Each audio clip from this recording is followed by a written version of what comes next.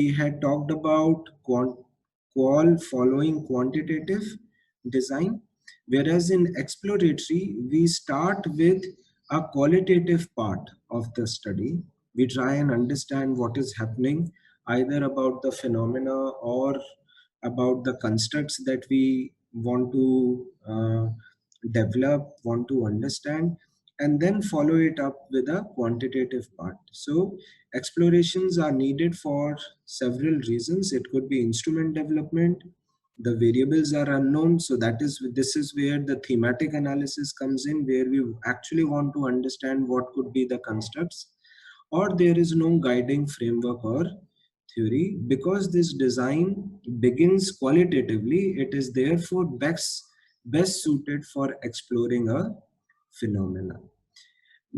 Right, so the first variant of this is what we call as an instrument development model, where you start with qualitative data collection, you do qualitative data analysis, you get qualitative results. So this, you see, that is why qual, if you see, is written in small letters, small alphabets, because the part of qualitative research is not that intense. Here you do interviews, but your task is simple. You just want to identify statements that are going to be used to capture or measure the construct of your interest. Quantitative, after you develop or identify those items, you then follow it up with a quantitative part, and this is where scale construction, in scale construction papers, therefore if you see, quantitative part of the paper is quite intense, where you collect data, you collect twice data twice. On the first sample you do exploratory analysis, then you do confirmatory analysis, then you do more validity testing, and so on. So that is why the quan here is written in capital alphabets. The second part is where taxonomy development model, this is where this is more akin to thematic analysis, where you are trying to identify themes, where you are trying to give labels, where you are trying to develop taxonomy, nomenclatures. That is where you have a large emphasis on the qualitative study, which is you do qualitative data, develop the taxonomy or theory. So either you come up with a thematic analysis, or even you develop theory testing, and then you follow it up with quantitative uh, uh, analysis, right? So there are these two variants that can be used to develop or to in the exploratory designs. These are straightforward to describe. So what are the strengths of this framework? They are straightforward.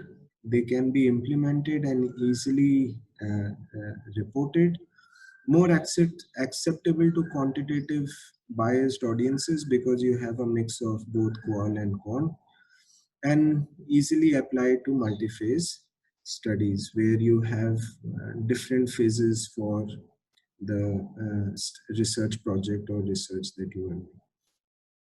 Personally, if you were to ask me, I always try to, if you were to ask me which is the model that I personally favor in the mixed design approach, I tend to be more inclined towards exploratory designs in mixed methods. Because if you start your study and you start by doing some interviews and understanding what is happening, then you have a much better, you are in a much better position to design your quantitative studies in a better manner. So if you do some qualitative data collection in the beginning, it helps you a lot in understanding really what are the issues here, and what are the actual variables that you should be focusing on. And therefore, when you plan your surveys or questionnaires, I think you will be doing a much better job, because you will understand what is it that I want to capture in this phenomena, right? Uh, Challenges, well, obviously it will take more time. Any design, mixed method design will take time, relatively more time than just one part design or one part studies. Important to decide on the participants for qualitative and quantitative phases, and decision must be made in determining the relevant qualitative findings to use. So you should know what is the qualitative finding that I should be using for my future quantitative stream of work, which is also the case, which was also the case when we were talking about explanatory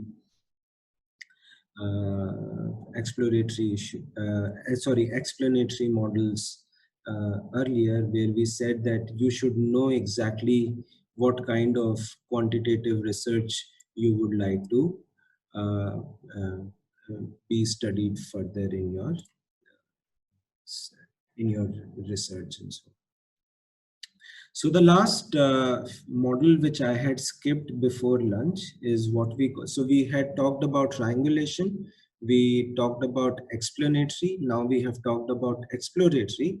And the last design that I want to talk about, which is also possible in mixed methods research design, is what we call as an embedded design. So what is an embedded design? So embedded design is a design where you are actually doing, let's say you are doing a quantitative study, but there is a part of your research question which you want to address through qualitative research. So basically you embed uh, the qualitative study within your quantitative study. For example, let's say you are administering a survey. So you have at places, some of those questions can be objective, can be answered on a Likert scale or multiple choice questions and so on. But some questions are such which need a more open-ended questions, which need either somebody to write down descriptive answers, or you may want to interview the participants for specific questions. So that is where the embedded designs come in, and these are designs where qualitative or quantitative data is needed to answer a research question within a largely quantitative or qualitative study. So if you are doing a largely quantitative study, you might embed a small part of qualitative study there, or you are largely doing a quantitative study, but you embed a small part of qualitative. So yeah, you are doing a quantitative study, you embed qualitative, or you are doing a qualitative study and you embed a small part of quantitative data. This is not triangulation. You are not trying to triangulate your findings, but you actually, there is a part of the question that needs to be answered uh, through qualitative data if you are doing quantitative study, or there is a part of the data that needs to be answered through quantitative data if you are doing a qualitative study, right? Question there. If when we are giving the proposal, is it better then to say that we be doing an embedded design or an exploratory design? What is a better thing to Well, do? uh, again, it would depend upon, Vrinda, the kind of question you are looking at. Uh, Exploratory means you are wanting to understand the phenomena also in the first place. Hmm. Okay, Hmm. and so you want to first do a qualitative study and then follow it up with a quantitative study. Okay. Whereas in an embedded design, you know the phenomena, you know the Oh, what fair. is going on. Okay, So got you it. that you want to do Hmm. a quantitative study here. Hmm. Hmm.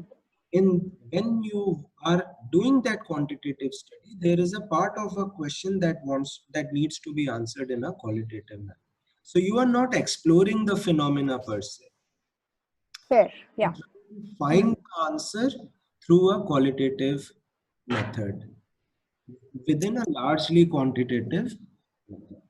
Is that okay? Yeah, that's fair. That it's clear now. Thank you. Soumya this side. Yes, So ma'am. does that mean that in embedded design, my questionnaires will contain both open-ended and Yes. closed-ended Yes. questions? So that could be one of the ways in which you embed that qualitative part in the quantitative part. Yeah. And you make it mandatory for people to write. Don't give them the choice that you can leave it, or you actually emphasize that for this question, I need a qualitative response from you, right? Because I know I cannot capture everything through my survey. So there is a part of my study where I want to do a qualitative uh, uh, analysis, qualitative data. Yeah. Okay. Could I ask a question about coding? Yes. Yeah, so I wanted if you could throw some light on coding when it is done with a more positivist paradigm, like Glaser, I think, came from a more positivist paradigm versus an interpretivist or a social constructivism paradigm. How does the coding vary? I've always been a little confused about that. Okay. Well, you see, it is not so much. I don't think the theory, the coding varies if you read. So, for example, Glaser and Strauss' way of coding and Kathy Sharma's way of coding. Kathy Right, Sharma was more constructivist and interpretivist ideas of grounded theory. Now, right, so the way of coding does not matter, does not differ too much actually. It is what you want to say that is going to differ. Now, Glaser and Strauss, they said. So let me just go to that Word document that I had. Uh, so if you look at Glaser and Strauss, they talked about few things when they talked about uh, their uh, coding method.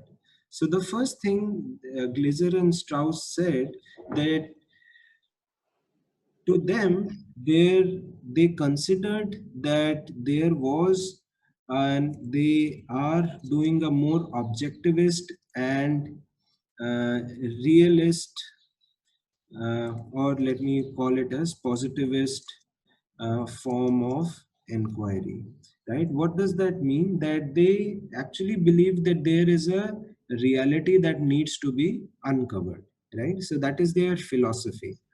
Whereas if you look at Kathy Sharma's, for her, she said that reality is different for everybody, and I don't believe that there is one theory, one uh, theory that would be there for everybody. So it's everybody's own construction. So that right. is fine. So then they talked about theoretical sampling.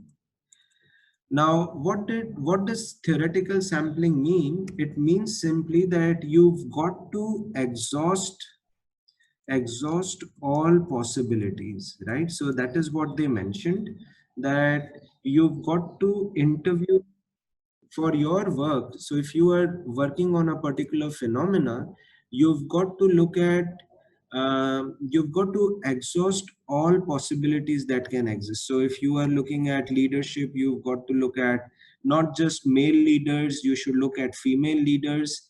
If you are looking at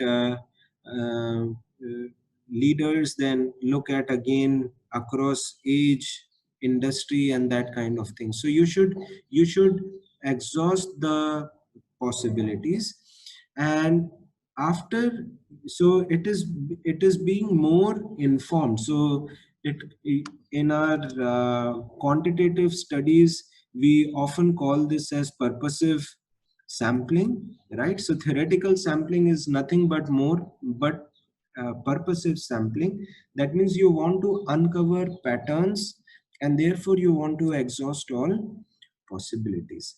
And then they talked about theoretical, similar to this idea was theoretical saturation, that there will be a time when you will exhaust all possibilities, and that is where you should stop interviewing people. So the saturation of sampling, there is no one number that will be told to you. You stop sampling further interviewing once you sort of have exhausted patterns. And then when it comes to coding, they talked about one of the very important things that they mentioned was what they call as constant comparison, right? So every time you interview people, you've got to compare your notes with with the previous interview that you've had. So keep comparing the patterns that are emerging out of your uh, the next interview with the previous interview in order to uncover the patterns that are there.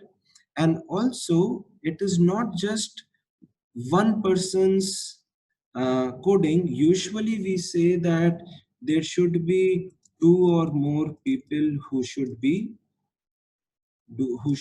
the coding aspect, so coding bit. So I think they said that you compare your notes with another coder, and you also compare how the whole coding process is evolving over time. Now if you look at Kathy Sharma's, when she looked at, uh, uh, she gave the constructivist view of grounded theory. She actually mentioned that there is no need for multiple people coding. I am good enough to, because it is my interpretation, and my interpretation need not match with somebody else's interpretation. So I should be able to come up uh, with new, with whatever theory that is coming up, because to me everybody's interpretation is going to be unique, and there is no need to be really talking about this. So she rejected this idea of positivist form of inquiry. She said it is perfectly fine. There is no one reality, and I don't need multiple people coding, and I I can code myself. But essentially, the way of coding, the plan of coding, would would be very similar if you compare Kathy Sharma's and Glaser and Strauss. So open coding, so aspects of open coding, axial coding, and selective coding. These are things that she would also mention as to how you can go about coding those aspects. Sir, Soumya this side. Sir, I have a doubt.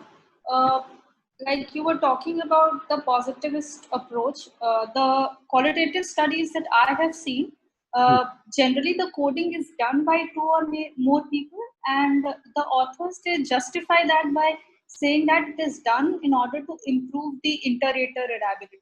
Yeah.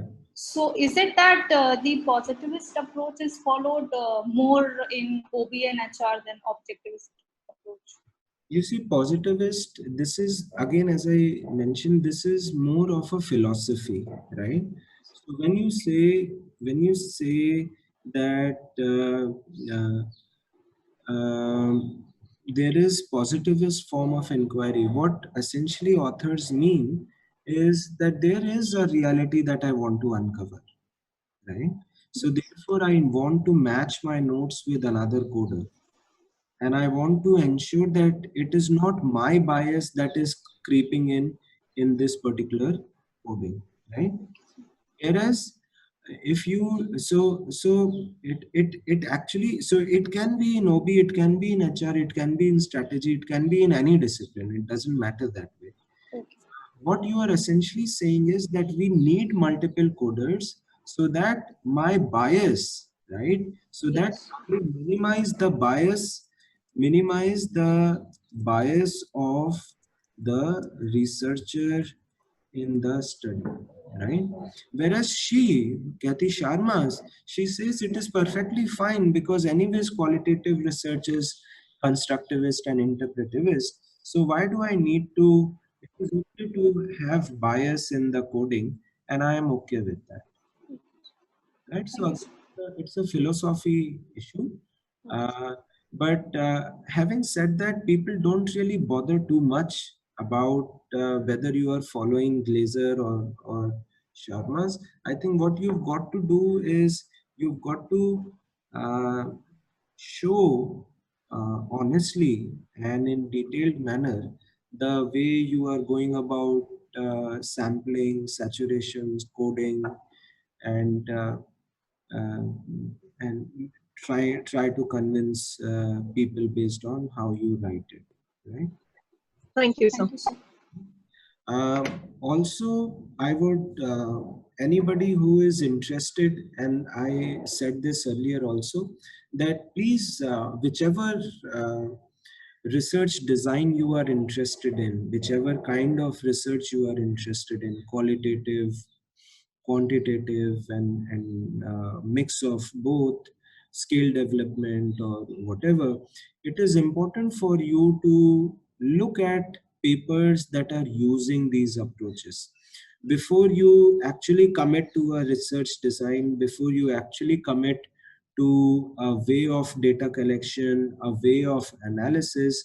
My recommendation is and advice is, please read at least 4 5 papers that are using that particular, uh, if not exactly, at least very similar methodologies, very similar research designs, so that you clearly know what is it that will be expected of you when you are going to write the paper and when you are going to develop the study yourself. If you are doing grounded theory, then please read papers on grounded theory. You will see that most of the papers on grounded theory cite Glaser and Strauss when they are doing their coding or they are doing their analysis.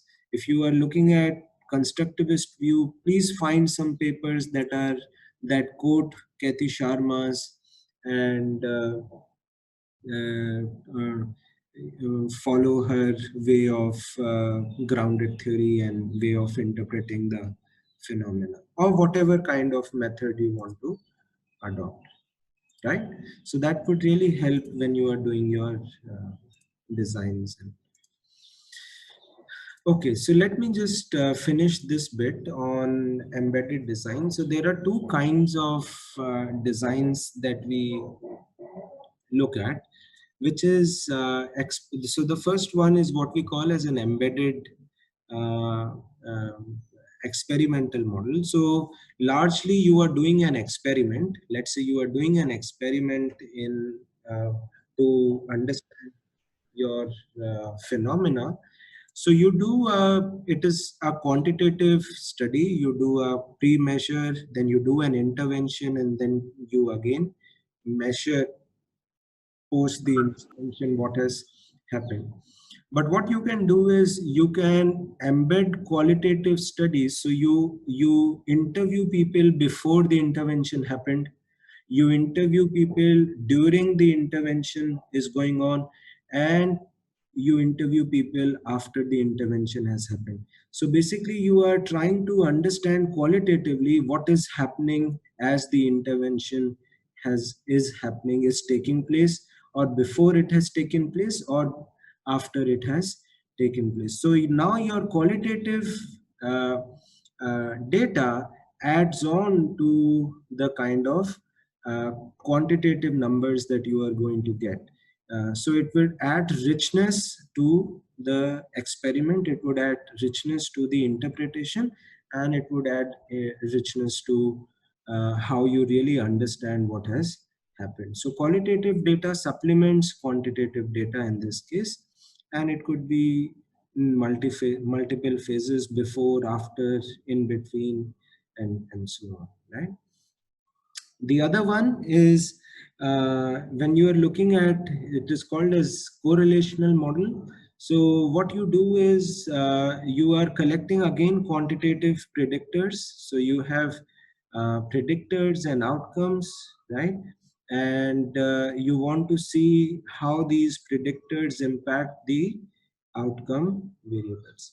But as you are collecting data on these predictors and outcome variables, you again interview people to really understand how do these predictors impact outcomes. So it is not experiment, it is on the field as things are happening, but you collect quantitative data through surveys, but you also interview people to really understand what is the process through which this impact of predictors on outcomes is taking place, right? So that can again add on to it, it can add on to the richness of the data, it can add on to some new insights.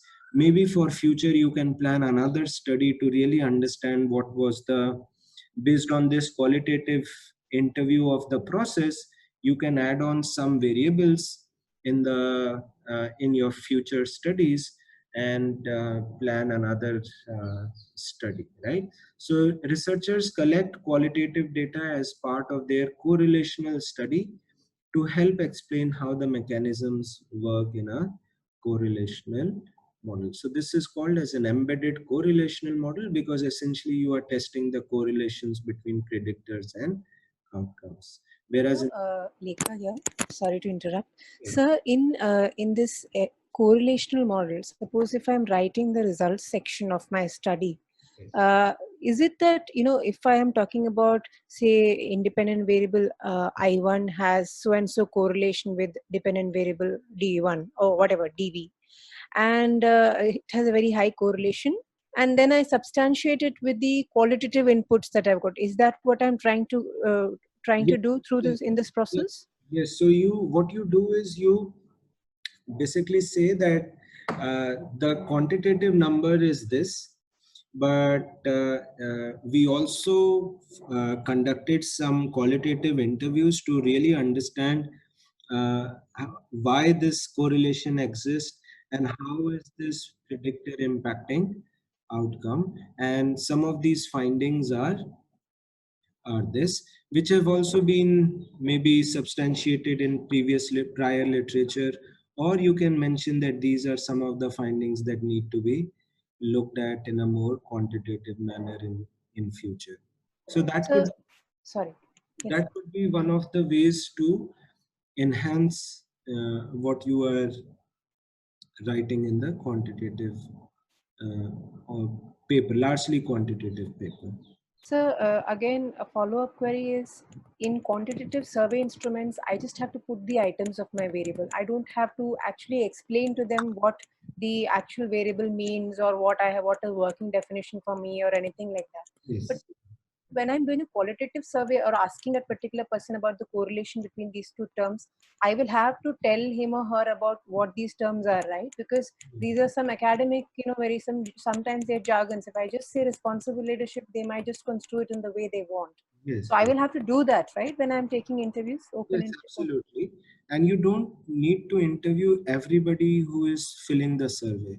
So let's Yes. say the survey is being filled by 200 people. You are just interviewing about 5 to 10 people to understand what is happening.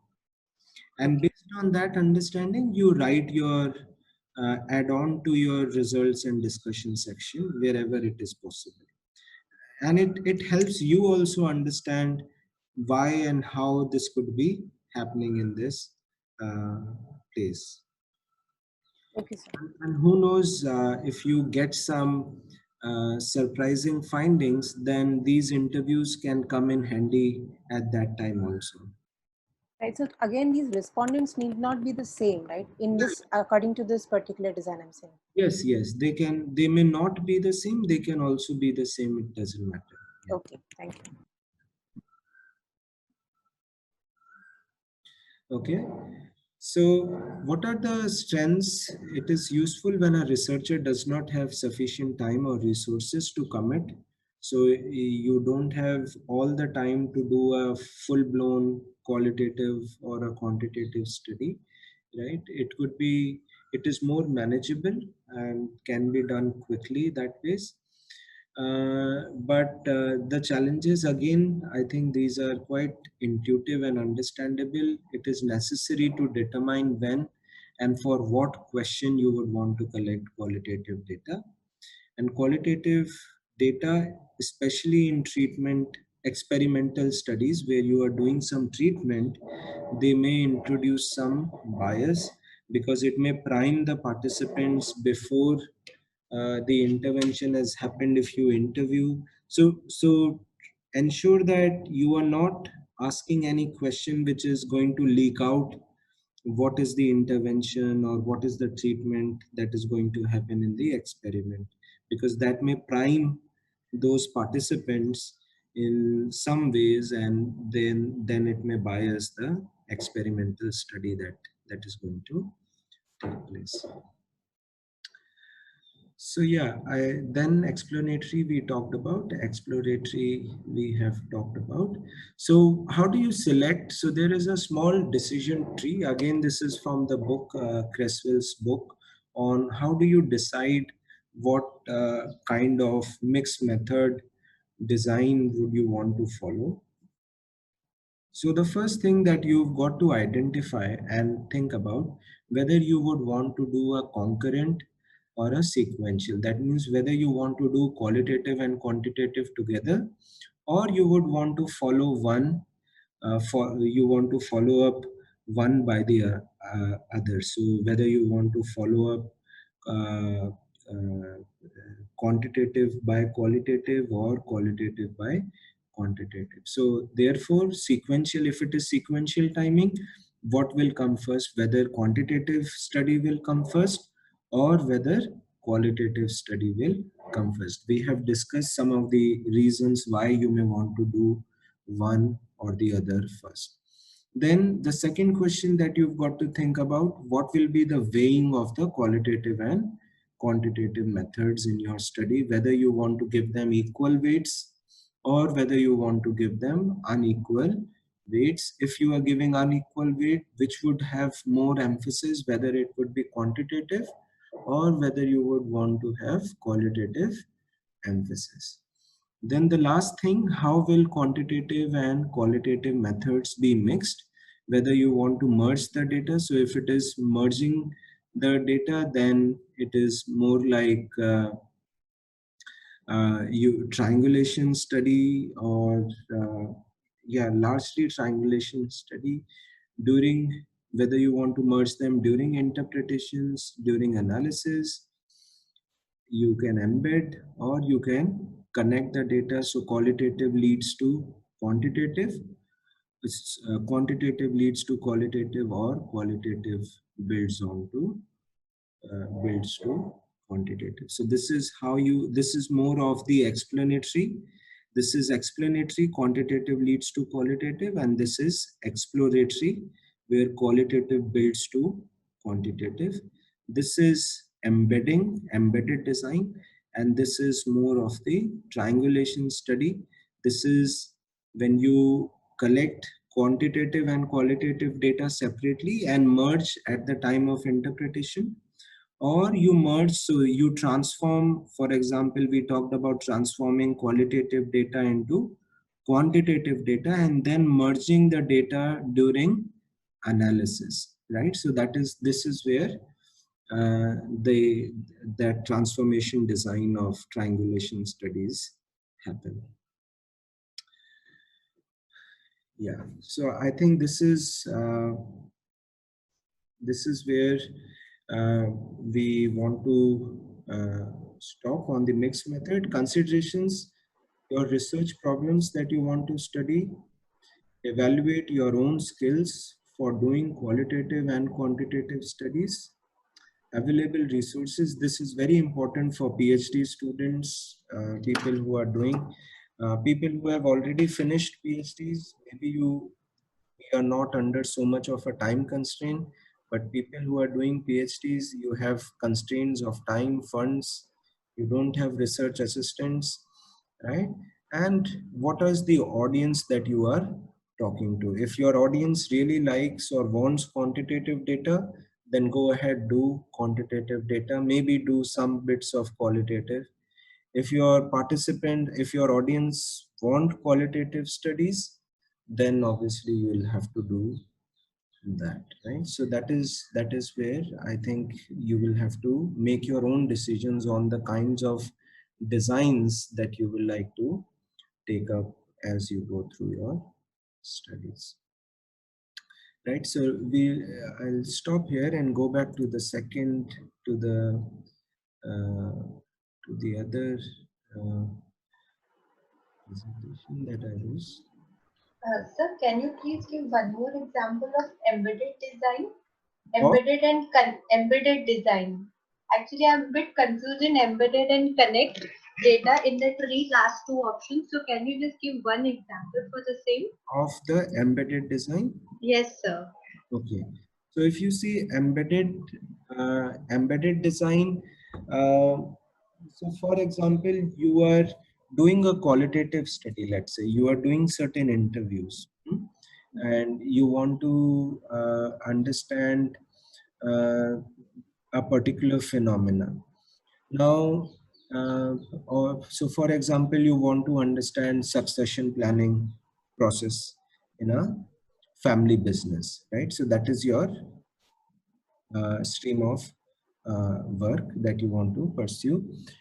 So this is a largely qualitative because it is based on interviews and but what you do is, while you are doing your qualitative interview, you actually start collecting data on performance of the family business. So you start looking at, you start collecting hardcore numbers on how the firm has performed over years.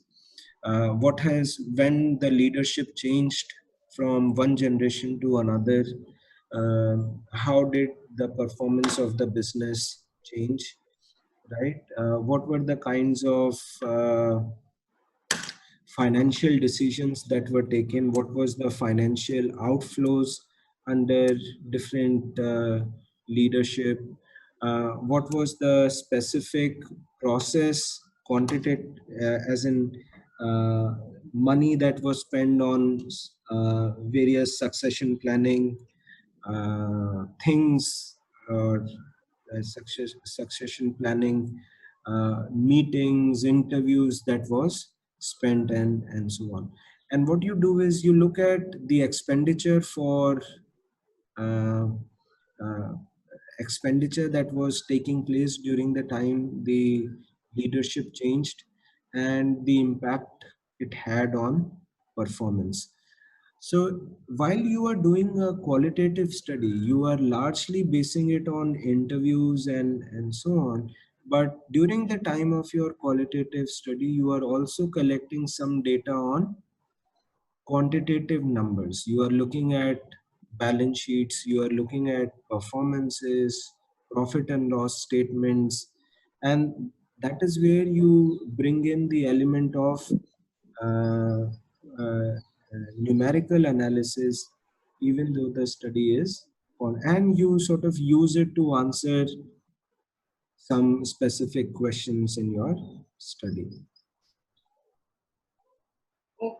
So this is where, while you are not using this numerical data to triangulate what is, you are actually saying that when this thing was taking place, when leadership changes, what happens to immediate firm performance? How did it change in the next 2-3 years when the leadership had moved to another person?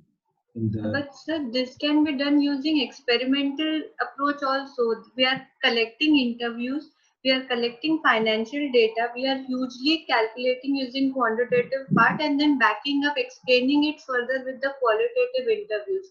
So what would be the fundamental difference between these two techniques? not the experimental, I think you are saying explanatory. Yes, sir. Sorry, explanatory. Huh. Yes, sir. So explanatory, you see, in explanatory, you are actually going to do numerical analysis. Your core purpose is to actually find relationships, numerical relationships. So you would be performing some analysis, regressions on whatever variables you have. And then the outcome of that numerical analysis, you will substantiate or you will follow it up with some qualitative interviews. Okay, sir. Understood. So, Okay. but in embedded design, it is not that after you have done the numerical analysis, you go and interview. It is while you are collecting, either the quantitative data is being collected at that time or the qualitative data is being collected.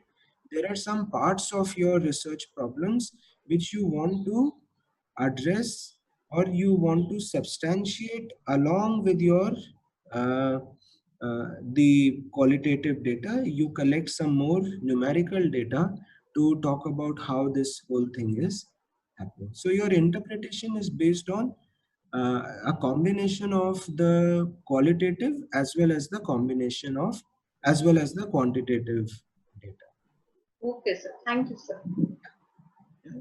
In the explanatory or exploratory approach, one happens and then the second succeeds that stage, right? So in explanatory, quantitative data is first collected, analyzed, and then you follow it up with some qualitative interviews. Yes, sir. Thank you, sir.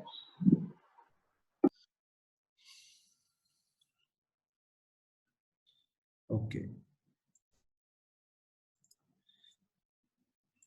Okay, so this was on the research designs that we have been. So I have tried to present to you various possibilities that can exist on how you will like to plan your research studies. Always remember one thing that we mentioned in our morning slide. I think I'll just repeat it again. It is very important to match your design to the kind of questions you want to answer. So think about what kind of designs best answer the kind of questions you are asking. Also think about whether the samples that you are taking are appropriate to answer those questions, whether the analysis procedures you are following are adequate, are appropriate for your research questions, and yeah, what the kind of measures and so on that